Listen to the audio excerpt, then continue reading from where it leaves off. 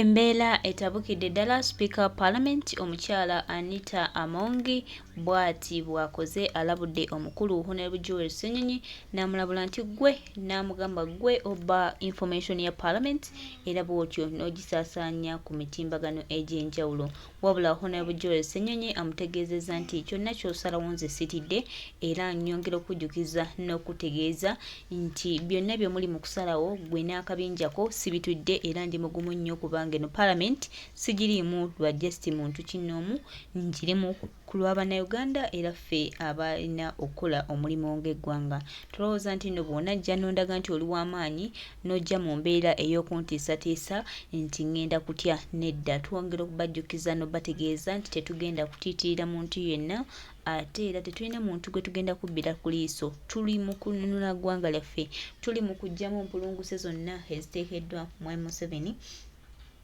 mu ggwanga lyaffe. Era twongera obajjukiza n'okubategeeza nti Kyagulanyi Ssentamu Robert Bobi Wine His Excellency nga ye pulezidenti w'eggwanga lino nga yakuttemu tewali kigenda kutuuza mabega. Abo bonna abalowooza nti bagi mu kwejengera ku ggwanga lyaffe twongera obajjukiza n'obategeeza tetulina budde, tulina ebyokukola ebirala. Era Speaker Anita Amongi twongera okutegeeza nti baako wookoma. Tulowooza nti weeyeruse ekizigo wenna ne weekuuta nti ensi yonna egenda tambulira mu kwekuuta. Ng'oli satisfied n'obweruwo, oli satisfied n'ekyoyina buli munaku olukya ku nsi kuno okozesa essente empitirivu ez'omunnayuganda ez'omuwoomusolo. Lwaki toleka abantu ne bakola kye balina okukola wabula n'otabalaga nti ate naawe oli wakabi nnyo era olina sse ku ggwanga lino. Baganda bange, mikwano gyange, ku lw'eggwanga lino ffenna Bannayuganda tujja kuyimuka ate ensonga tujja gikolera ddala. Oyo yenna alowooza nti n'agenda kumalamu Bannayuganda amaanyi, agenda kuggyamu Bannayuganda kye balina okukola, twongera okujjukiza n'okutegeeza nti oli leeti. Ffe gye tuliko twagala kununula ggwanga lyaffe nga tetulina muntu bwe tutunudde ebbali era tusuubira nti tujja kufuna ekituufu kye tulina okufuna ku lw'eggwanga lyaffe Uganda n'abantu okutwaliza wamu. Twongera obajjukiza n'okubategeeza nti His Excellency the Head President of Uganda Kyagulanyi Ssentamu Robert Bobi Wine ng'ali wamu ku lw'Abannayuganda n'eggwanga lino tugenda kuba banjawulo era tusuubira nti Uganda yaffe ejja kununulwa. Kambalaga embeera bw'eri nga Speaker Anita Amongi agezaako okugoba omukulu Honorable Ssenyonyi.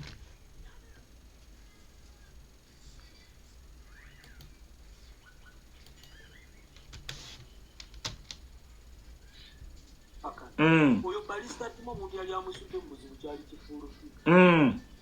Oyo mwana yali afiridde ennimiro ekisiru. Omusajja ne bawandikira ddala amawulire mbu balista timo tikitoka omu yadduse mu ggwanga kati nebuuza eri yali wadde omuntu abeera oba mutemu oba kiki oyo gaya aba ayagaza kiyikyulira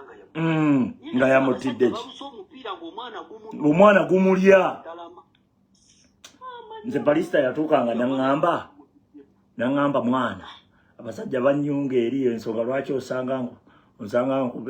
wendaba abawala nanga nefuula nanga abawolereza tomanya balinzijako omusango Empress nkulamusiza naye nga baali bagumusunisiza enanga nabe musimanya abamu kubase ichuli yaddukidde Dubai.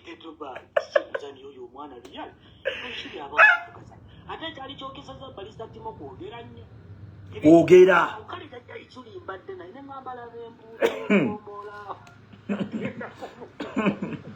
naye nga mpuuga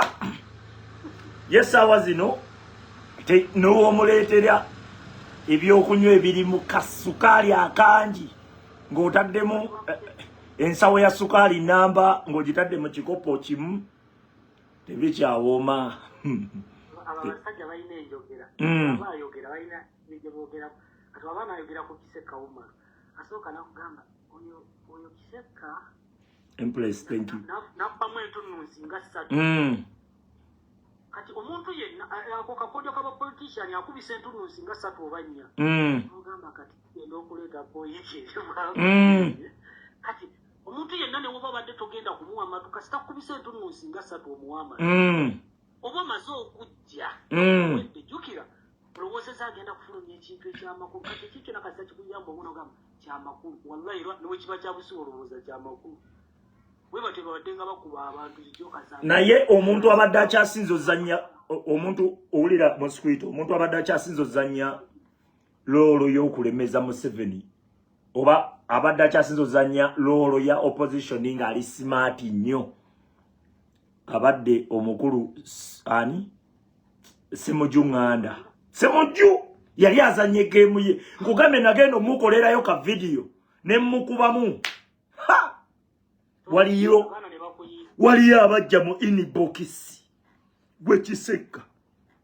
tewajja kututabula omusajja alwanyisa Museveni omutuufu mu bonna si Ssenyonyi oli n'asooka mpa ekigambo ekinene gwe biki n'omugamba musajja point kwenyimiridde gye ziri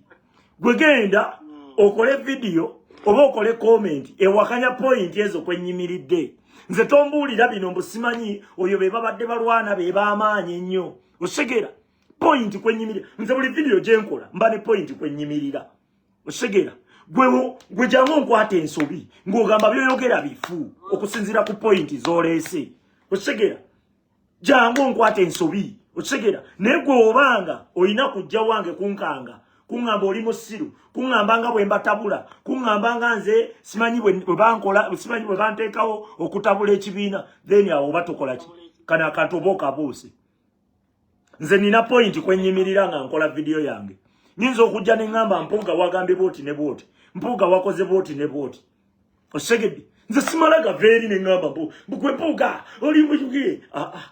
nina kwensinziira nti Mpuuga otugamba okudda mu parliament ngate wagamba ovudde mu parliament ng'ogamba okuteesa kugaanye era n'ogamba kove mu parliament paka nga gavumenti ekoze eki etadde baganda baffe n'otandika okukyalira ab'eŋŋanda b'abantu abo ekyo bwe nakyogera bankubirawo ne bagamba oyo omusajja ali mu kutwala information mu bakulu abantu abo babaliise oba bababuzeewo wayogera kwababa osegera ensonga jukira twali tugivuze nga tebirimu ba politician nga buli kaseera twogera ku baganda baffe abaawambibwa bakibalama paka ba politician bakibuukira kumbe baagala tukibakwase bakivuluge tuwunzike nga ffenna tukivuddeko era kyekyakola osegera bayagala tukibakwase bakivuluge tuwunzike nga tukivuddeko kubanga okuva lwe badda mu parliament ensonga yaddamu okubeera ey'amaanyi kati omusajja asabye ripooti tasabye ripooti ng'agitaddeko oba obwairo nti kasita batuwa biripooti ebitalina amakulu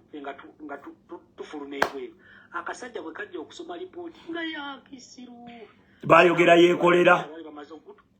baali bamaze okutuwunzika nga tukibuuka bayogera yeekolera mbwe oli ali Kenya yeekolera twawulidde ali Kenya bemugamba betwabuzaawo osegera nze omupiira gwali bwe guti abo bassemuju ensonga yagisaba esije okubanga takyagenda najja nankumbi nakola woofiisi ekatonga omupiira gwali bwe guti waliwo memba w'FDC omu mbu wessaali bagamba ekirungi kyolekayo gaadi mbu mbu kati gayi imbu yagenda owa Museveni bwagenda owa Museveni ate enkera balinayo meeting omusajja kuba abo abantu bagenda okuyingira mu byobufuzi babeerayo n'abantu abo basobola okuba nga nno gundi yuno wanazze ate ng'omuntu akuwa information alimu era nakuba n'ebifaananyi nga gy'oli n'abimusindi kati batuula mu meeting olimbu naye yeefuula ow'enkyukakyuka kuba abeesi gyabo kati omusajja bwe yemirira yabagamba sisobola kutuula mu meeting y'emu n'omwami gundi n'egundi ng'eggulo yabadde wa Museveni mu State House. Omusajja bwe yasituka okwewozaako yabagamba nabaddeyo kituufu naye nze ekyantutta owa Museveni mbadde njagala kusaba luguudo kuba mbyogeredde ebbanga abantu bange bali bubi naye ngamba kanumba omusajja yennyini mwenye batukolere ekkuba ewaffe naye abantu enfuufu ebatta n'agamba naye bwe natuuseeyo Museveni olwamaze okwogera naye tukira Museveni mukazi mukadde akuwa ssente abigulira mu kame abigulira mu ttaala kati Museveni kwe kumugamba nga tonnagenda jangu nkutwaleko n'emikwano gyange gino nabo babuuzeeko omusajja yali amanyi agenda kusanga oba baminisita oba bwe yasangayo obusajja bw'FDC nga buli eyo butudde bulinze kantu kati omusajja Besigye n'agamba sisobola kubeera mu bantu kikula bweki n'adduka n'akola woofiisi mu Katonga kuyigira omwaka 2021 disi yali siitinga obuwumbi 7.5 kulwanyisa Kyagulanyi Besigye yennyini yazirisiitinga era bazitwalira Besigye ewuwe ebyo mawulire tebabireeta ebyo tebabyogera kera we kiba kijja ogenda okulaba amawulire g'abamafiya nga gakibikka kirina kusigala eno batiktokers abaana bali ku Facebook ago tebabikuba okitegera kati gwe bw'ŋŋamba nti naffe tusirike ku muntu atutta obukadde oba kali kwese kale ebitaano olowooza Mpuuga yekka yabaafunye ebitaano gwe bw'oba olowooza Mpuuga yalabiseeko mu bafunye ebitaano naye Mpuuga ne banne bonna bagenzi batwala sente ezo zandibadde zizimbye amasomero okitegeera Mpuuga ye ne banne bazitwala nga omuntu awo omusolo ziba ziddiziddwa mu ffe oba ziba ziweereddwa omuntu azimbemu apartments ate era azitupangise nga bwatulenga omusimbi nga n'omusimbi tetugulina ebyo abantu tebasobola kubira oli n'alyoka kugamba yazifunye mu mateeka kati katugambe kale mateeka Mpuuga sente yazifuna mu mateeka Mpuuga sente waba yazifuna mu mateeka buli sente zebanaafunanga mu mateeka zitwalibwenga bwezityo nga tetuziwadde omusolo zikulaakulanye eggwanga olw'okuba bayisizza amateeka basobola okubawa sente zityeyonoonero bazitwalenga ensonga nnyangu nnyo gw'oŋŋambye Mpuuga sente yazifuna mu mateeka ate olwanyisa Museveni kubanga asaasanya sente ate nga ziyita mu paalamenti era ziyita mu maki osegera era ekitulwanyisisa Museveni kukozesa mateeka ago bubi osegera y'ensonga lwaki nayonoona sente zaffe ng'akozesa amateeka osegera kubanga abantu abakwasisa amateeka bwe batandika okwekolera budget owulira nga ba member of parliament ne batandika okweteeka okweyongeza emisaala okukola biki nga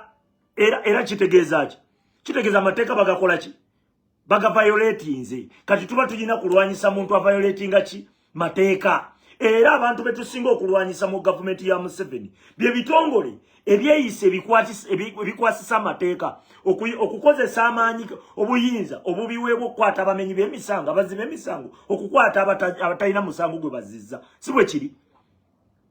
byetulwanyisa nti bano abagamba nti bali mu security ba police to keep law and order ate bakozesa obuyinza bwabwe okutulugunya abantu abatalina musango osegera ate be bamenya amateeka bye bitulwanyisa ate nga bagamenya bakozeseera amateeka osegedde Museveni ne mu supplementary budget yasaba billions 10 ezitatunulwamu ye yamanye engeri janazisasanyamu kakati Museveni omba mwakkiriza supplementary budget neyita ne muwa billions 10 nga mu state house ye yagaleko kati Museveni olabana musango ki because nawe otugambe ebitaano bifuna mu mateeka webale nnyo Museveni tetumulwanyisa lwakulwa mu ntebe tumulwanyisa lwakunoona sente ya mwamusolo ate nga tugiwaayo kulaakulanya eggwanga ligaane kudobonkana era tetugenda kubeera ba president tetugenda kubeera ba minister kigenda kukola Museveni newafugira emyaka 10 naye nga byakola bituufu ebyokufuga tebinkwata nange tebinkwatako ffenna tetugenda kufuga obuyinza nawe aba alemeddwa okukola ekyo ekimusubirwamu ng'omuntu omukulu n'akola ebintu by'ekisiru ebyekyana ekito ekyo kigenda okutujjayo tujje tugambe nti ssebo togenda kutujoogajooga tukuwe sente zaffe ez'omusolo ate gwedde muzisaasaanyizaamu okukolera mutabani we w'amakudde omukoleremu birthday parties ezitaggwa zigende nga zitambula mu ggwanga nti oyo mutabani wange omukoleyo birthday party dololo eyo n'avaayo kakati ate birthday party eggulu eyo kati ebyo byekisirusiru naye nga Museveni ezo sente bw'azisaasaanya togenda kumubuuza lwaki because mu supplementary budget mwamuyisa billions 10 ez'okwonoona obwono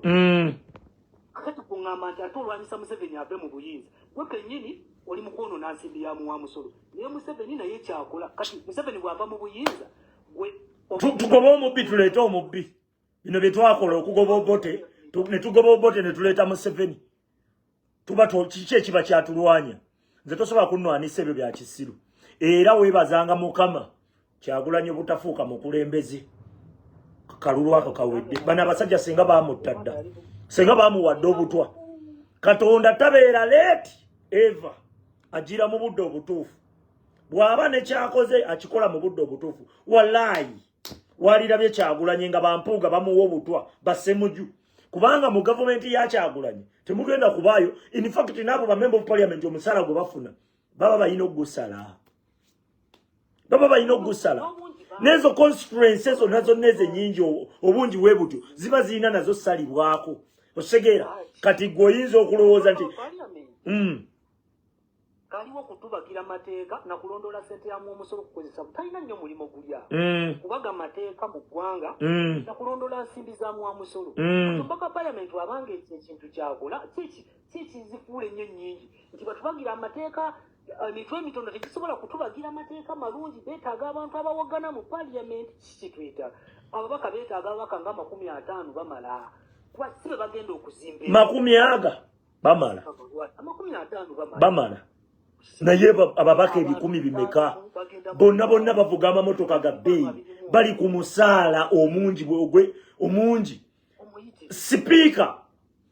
asasanya miliyoni $. Naye bannange basajja bonoona sente parliament buli lunaku nti $2.6 billion parliament ulira babaze bubazi sente Putin zaafuna Putin oyo gwe mulaba mu nsi yonna gwe mumanyi amonge amusinga ofuna osegedde Biden owa America ensi yonna gwe manyi ku musaala amonge amusinga okufuna owulira nono wa prime minister wa Bungereza mu by'omusaala amonge amusinga okufuna owulira bonna bamukola ki bonna bamusinga okufuna amonge abasinga bonna okufuna basinga akasente bonna oyo mukyala ayambala ebitete abaana babijja ebitete biri mu $2,000 just ekitete kimulya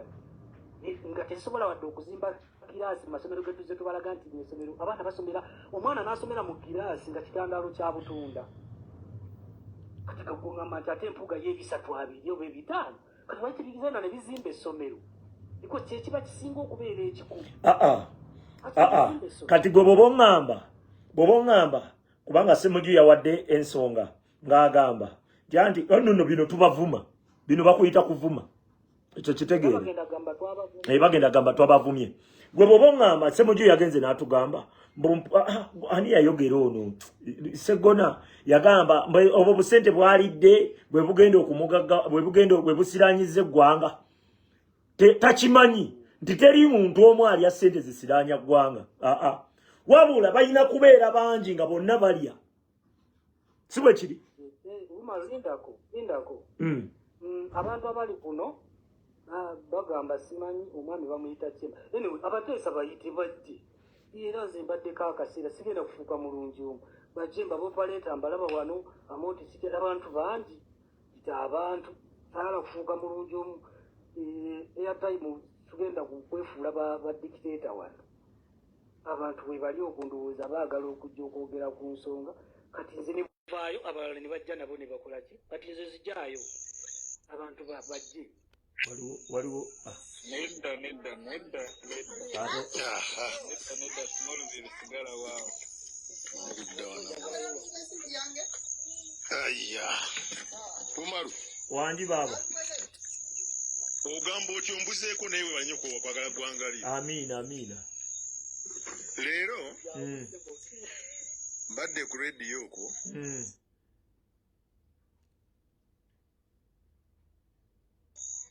bantu nti kati kibasinga okutya naddala palamenti ya Uganda kwe kunoonyereza ku ssente za palamenti nga commission ekyo bakitya era kiyinza n'okufiirako omuntu ekisooka njagala mwe bawuma Lukiseka kubanga ffe tubeera ku rediyo ne twogera njagala mwe bawuma Lukiseka muddemu kampeyini ey'okunoonyereza ku palamenti ya Uganda ne ssente z'omusolo ezigendera ku palamenti wabadde ejjo ng'olaba programu ya NBS eyabaddeko ekiro ssaawa 4 walabye moderator ng'alwana nnyo okutaasa sipiika odongoto n'amugamba waki otaasa oba there is something that ekiri mu bannamawulire bannange nti batuuse okuba nti bakomba buli kimu kye balina okukomba onoosonyiwa okyogera lwaki bannamawulire ba Uganda tebalumirirwa Uganda lwaki bo basalawo okukozesebwa bukozesebwa ekintu ekyo kinnuma kubanga nze sijja gamba nti NUP sijja gamba nti FDC sijja gamba nti movement ffenna tuli bannayuganda tulumirirwa kyekimu nti otuuka otambula mu busoga eno kubanga busoga ne buganda ebasinga okuba Bobi Wine akalulu balina bulumi waliwo ekigambo kibayita obulumi nti omusolo ogusinga guva mu Uganda guva nnyo mu Buganda ne busoga 70% balina obulumi 70% bana abantu balina obulumi naye omuntu n'otuuka natunuulidde omusajja oyo gundi Seggona ng'ayogera yenna abaalabaazi nenyamba oh my God these guys didn't have any vote naye because people power yajja people power teriiko kibiina people power mwenna abali ku gundi ejja babulya people power teriiko kibiina buli muntu yenna ali mu bulumi ali mu people power. But the media in Uganda is failing us. The media is failing us. Njagala otegere ensonga zino kati machi baagala bayagadde ffenna tusooke tubuukire ku mpuuga tulyoke tulekewo ekifaananyi ekinene era mu red gundi bwe badde olaba TV era bonna abanaddako okugera bajja kunjulira nalabye okimanyi nti bayimiriddemu ku katono seconds ne bagendako ne beebuzaabuza ne bakomawo ne muleeta Alex Mufumbi manya gundi Alex Waiswa Mufumbiro ne muddira abasajja bonna ne muga bano batubateeko gundi waliwo awa akoze mugundi bano batubateeko amaanyi Waiswa bamulesi ne mu programu y'okwokusatu ku Barometer bamuleeta kumaliriza kwogera eno nga bamaze dde okwogera akasajja kalwanye bulwanyi okuteekawo embeera. That shows that the media is not doing what it's supposed to do. Ensonga esinga obukulu media nene faba media tuli bakuna legislature judiciary executive then the media. If the media in Uganda is not fighting for Ugandans banna Uganda bagenda kuddukirawa mbagambye ku radio leero nti abaana bakyabavuma si kubavuma nti tebalina mpisa naye abaana abazaalibwa mu 1990 n'abazaalibwa mu 2000 balaba bazadde baabwe bali mu kubonaabona malwaliro tewali madagala gamala enguudo mbi ebyobulimi bifudde ebyobulunzi bifudde kati abaana bano balina obulumi nze I understand nze nkubuleko Umaru Kiseka let me tell you abaana bagenda kututtira ku mageeti gaffe abaana bagenda tuttira mu nguudo zaffe kubanga abaana banyiivu naye omusajja omukulu n'oveeyo n'otandika okwogerera abaana ebigambo bitakwatagana omusajja gwe bata Kivumbi oba kwabadde kwosajjo baba yamukubira ku gundi yabadde wagenze kusabirawo baba yamukubirayo. Let me tell you Kiseka I'm predicting abaana bagenda kukubira bannabyabufuzi mu 2026 ku bujja nze nkubulira nk'ekyokusaaga naye nga tekiri serious okitegera muganda bajja kwetaaga poliisi ogenda okusaba obululu nga balina genda na poliisi omwana enewaffe ejjinja mu tawuni abaana batandise okuteega abantu ku nguudo misana saa 8 misana naye lwaki bakola ekyo unemployment lwaki bakola ekyo babagoba ku nnyanja Kadaaga ekimu ekyamukubye ennyo kati kankibabuulire leero Kadaaga yagamba Museveni straight in the face mu 2021 n'amugamba ekigendo tuwanguza bavubi ku nnyanja babagobyeko abaana tebalina mirimu ekyokubiri industries eziri mu busoga ezisinga zaafa ekyokusatu ebikajjo bigudde akatale n'okufuna pamiti kizibu omanyi banne kye bamukola abasajja n'abakazi abo ne bagaa nti maama kanyogere mu lusoga maama otayogera omusaadde odaamunyiiza ontegera bulungi twagenda okumaliriza busoga eno yetooloddwa nnyanja naye Kadaaga naye yakola nnyo emivuyo saaga tavaako adiifi omanyi nze leka nkubulireko Mr. Lubowa nze njagala nnyo omuntu avaako adiifi ne mufuula ng'ekyokulabirako naye nze sifuula Kadaaga kyakulabirako wetankolera ku example akikola ekisooka ye yayamba Museveni okumenya mu busoga awo wonna yokadaaga bamala kayana mu byanfuna bifo bibyo bamala kayanira mu then n'alyoka akola ki n'alyoka alaba obubi bwa Museveni abo be bamu ne gundi be bamu n'onwani nadduli osegeera be bamu nze omuntu yenna yagwako ku ddalu tawa bujulizi mu kooti genda mu maaso wangu point yange gye mbadde ndeeta nti yali wadde alina embeera ezo ensonga gye yali ayogerako zaali z'abantu naye kankubulireko ankolubowa ankolubowa nonsonyiwa katono kankubulireko nsonyiwa bambi nsonyiwa Museveni ng'afuga eggwanga Uganda ebyo byonna abimanyi amanye ebiri e Busoga amanye ensonga z'abavubi amanye ensonga z'abalunzi amanye byonna abimanyi naye ayagala bibeerenga bwe biri kati gwe ne bw'ojja n'oyagala obimugambe naye akulabanga mulabe kubanga omugambo byakuyamba bantu babeere bulungi ate tayagala bantu babeere bulungi ye yennyini yagamba omugagga tafugika ekyo kitegeeza omuntu yenna ng'ayagala okufuga abantu okubeerako waba ayagala okwekuumira ku buyinza alina bakuuma nga baavu kati ate gwe omubulira puroguramu zakubagaggawaza genda mu maaso anko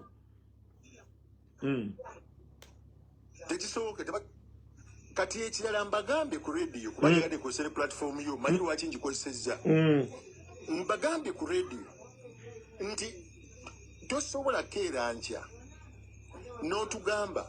nti buli kimu kiryoke era ekyampuuga kyabadde veryoke no nabagambye nti bano abaana bwe muyite ba foot soldiers tokyabagamba nti kino kiryoke tekisoboka tokyabagamba bakooyo okuwuliramu kino kiryoke bagala action ekisembayo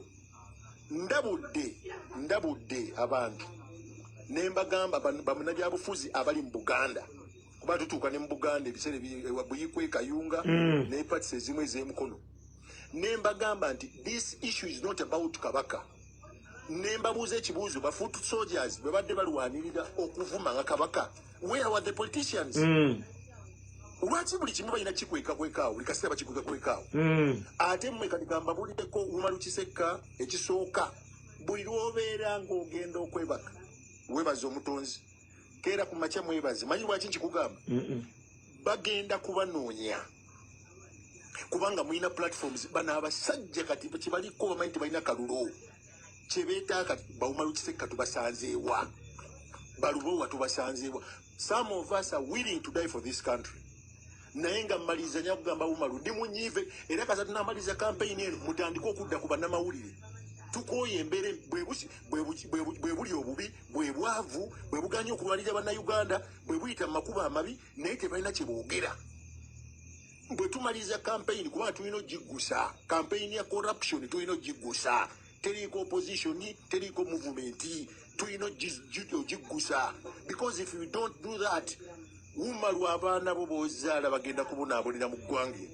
naawe ogambe n'okugamba nti kyekyo nze kyova olaba mbeera ku radio kyekinwanya blood abantu baŋŋamba oyo Lubowa wa Bobi Wine it's not about Lubowa being Bobi Wine Lubowa wa people power kiri mu constitution you are supposed to fight for we are the voice of the voiceless kiri mu constitution naye abaana babani ne mubakwata ne mubakuba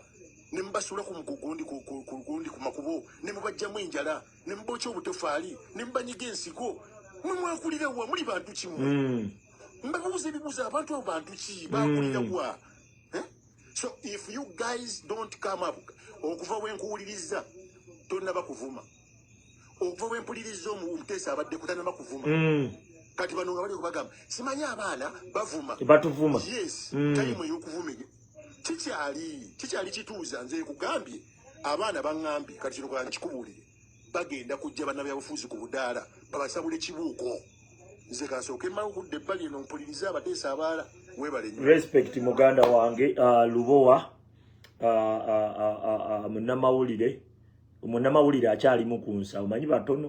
abasinga bonna bakkiriza okukozesebwa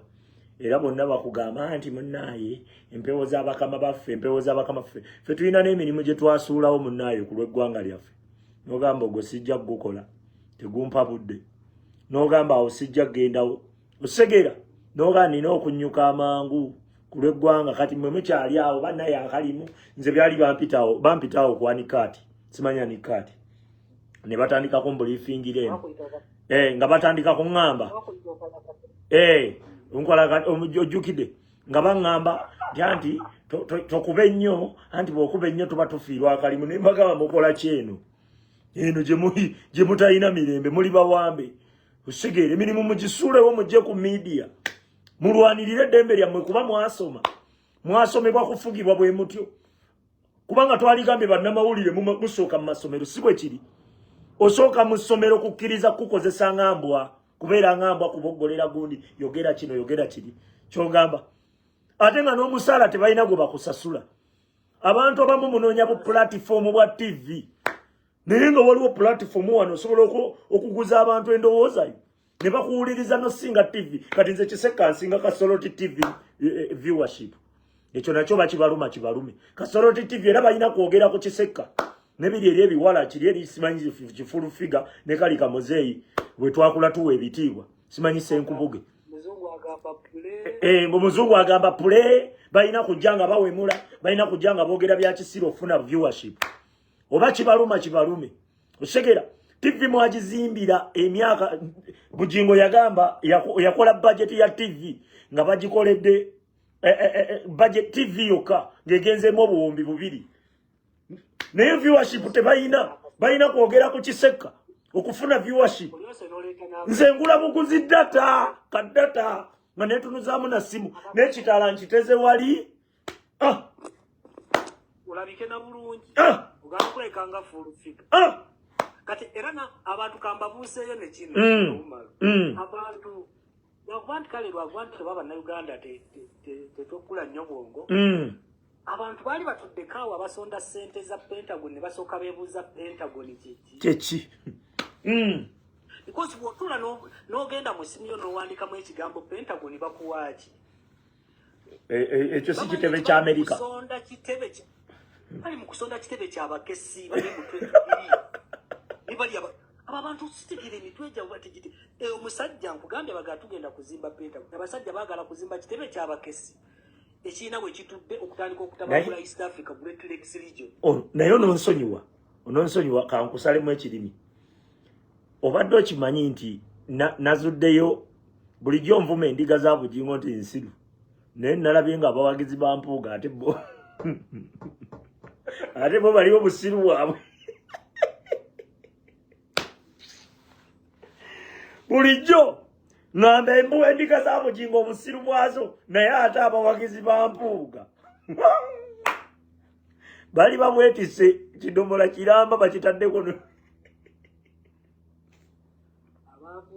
obuziru obali mu mitwe ezo gamba bale kabanyonyola ibena nga bali osanga omuntu gakugamba ekyo kino kibagala bagamba omuntu yenna ow'enkyukakyuka olabanga okoze ekintu abaana b'enalimu ne batandika okusudya omumanya wagukubye ku mpagi kati baana b'enalimu birina engeri awunizeemu mpuuga bannange ne bimuwaana amagezi oyo kulaba wa kitiibwa alina amagezi ow'amagezi yabbye obukadde 5 Speaker wa Parliament omukyala Anita Amongi twongera omujjukiza nti ne bw'anaakola atya ne bw'anaayagala okuzza His Excellence ne bw'anaayagala okutiisatiisa omukulu Honorable Ssenyonyi twongera omujjukiza n'okumutegeeza nti Kyagulanyi Ssentamu Robert Bobi Wine, the elected president of Uganda, tagenda mutiisatiisa era ne bw'anaayagala okutiisatiisa Honorable Ssenyonyi ave ku mulamwa atwongera omujjukiza Speaker nti Speaker naawe awo ku mulimu gw'oli oliwo ku lwa bannayuganda abaakulonda tetulina kyoyinza tugamba era tulina kyoyinza kugamba abantu kubanga eggwanga lya bannayuganda ffenna bannayuganda nga tukwataganira mwena nga tutwaliza wamu twagala ofuna eggwanga eddungi gye tuneeyagaliramu. So Speaker wa Parliament mwemba mulina mission ez'okutiisatiisa abantu okubalemesa okukola emirimu gye balina okukola mu mbeera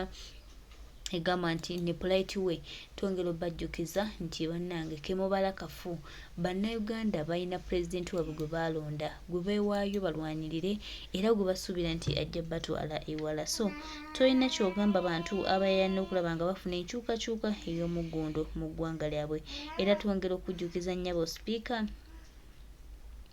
nti byonna bikole bw'ona amala obikola n'obituusa gye birina obikolebwa. Twongera okutegeeza nti naye ekitiibwa kyo nga gwe Speaker kiba kirazeewa. Ono Joel Ssenyonyi otaliyo mu nsobi aliyo kubanga yalondebwa era pulezidenti waffe twamulonda otukulembera tutwala mu maaso. So gwe Anita Amongi wolowooza nti ogenda kutiisatiisa Honorable Joel Ssenyonyi omugobe mu woofiisi, twongera okujjukiza nti tolina kyogamba bantu ate luno lw'otandise togenda kumalako nalwo.